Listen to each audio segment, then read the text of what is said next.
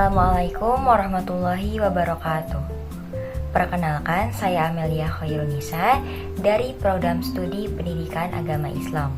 Dengan video ini, saya akan memaparkan jawaban ujian akhir semester mata kuliah Filsafat Pendidikan Islam mengenai pemikiran tokoh-tokoh pendidikan Islam, juga relevansinya terhadap pendidikan saat ini. Demokratisasi pendidikan adalah upaya untuk memberikan kesempatan belajar yang adil dan setara bagi peserta didik. Dalam pembelajaran pendidikan agama Islam, prinsip ini dapat diterapkan melalui memberikan kesempatan kepada siswa untuk bertanya, kemudian berdiskusi, dan juga menyampaikan pendapatnya. Nah, menurut saya, demokratisasi pendidikan ini sangat penting karena dapat menciptakan lingkungan belajar yang aktif dan juga inklusif. Namun di era digital saat ini masih terdapat tantangan berupa kesenjangan untuk mengakses teknologi dan penyebaran informasi keagamaan yang belum tentu benar. Nah, oleh karena itu, guru perlu membimbing siswa agar memiliki literasi digital dan juga sikap tabayun.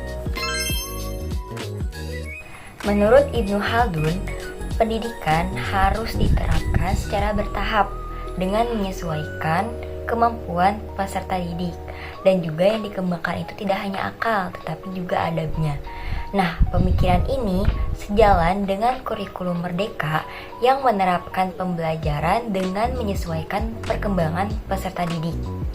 Dalam pembelajaran pendidikan agama Islam di SMP, konsep ini dapat diterapkan melalui penjelasan materi, kemudian diskusi, dan juga praktik nyata. Nah, salah satu contohnya yaitu dengan membuat jurnal kejujuran agar siswa itu dapat menerapkan nilai yang telah dipelajari. Kiai Haji Ahmad Dahlan menekankan pentingnya integritas ilmu agama dan ilmu pengetahuan, karena menurut beliau keduanya ini harus berjalan seimbang agar peserta didik memiliki kecerdasan intelektual dan juga moral. Nah, pemikiran ini masih relevan untuk menghadapi masalah moral di kalangan pelajar. Contohnya adalah pembelajaran yang menghubungkan tentang lingkungan dalam Al-Quran dengan kegiatan penghijauan ataupun pengelolaan sampah di sekolah. Kiai Haji Hashim Asy'ari menegaskan bahwa akhlak adalah fondasi utama ataupun dasar utama pendidikan. Beliau juga menekankan untuk memiliki sikap hormat dan juga tawadu kepada guru. Dalam pembelajaran pendidikan agama Islam, nilai ini dapat diterapkan melalui pembiasaan sopan santun, kemudian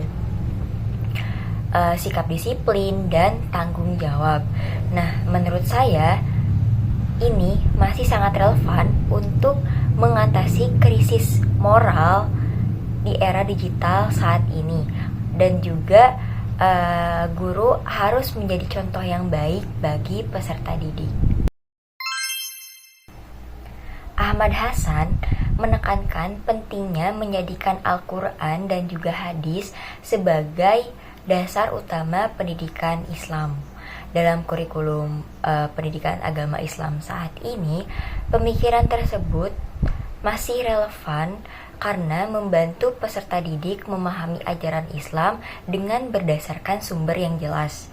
Dan menurut saya, pemikiran Ahmad Hasan ini lebih dekat dengan reformisme karena bertujuan memperbaiki pemahaman umat melalui kembali kepada Al-Quran dan juga hadis.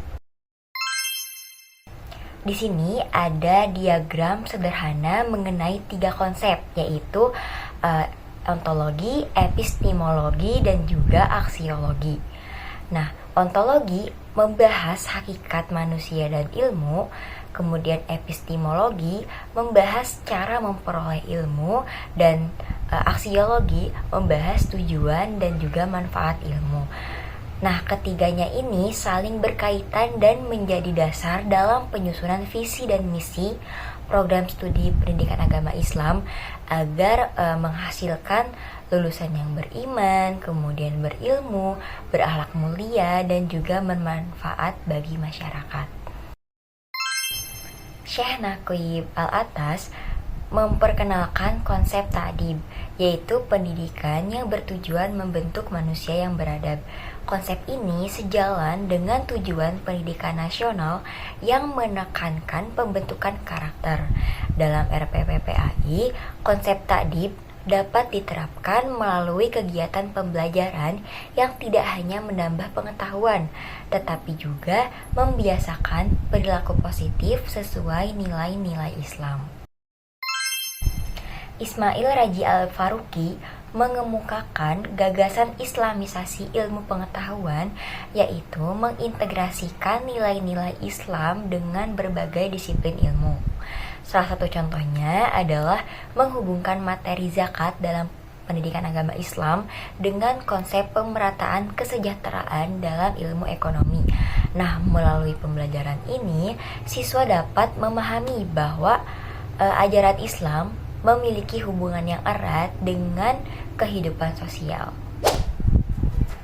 Berdasarkan pemahaman tersebut, dapat disimpulkan bahwa pemikiran para tokoh pendidikan Islam masih sangat relevan dalam menjawab tantangan pendidikan masa kini.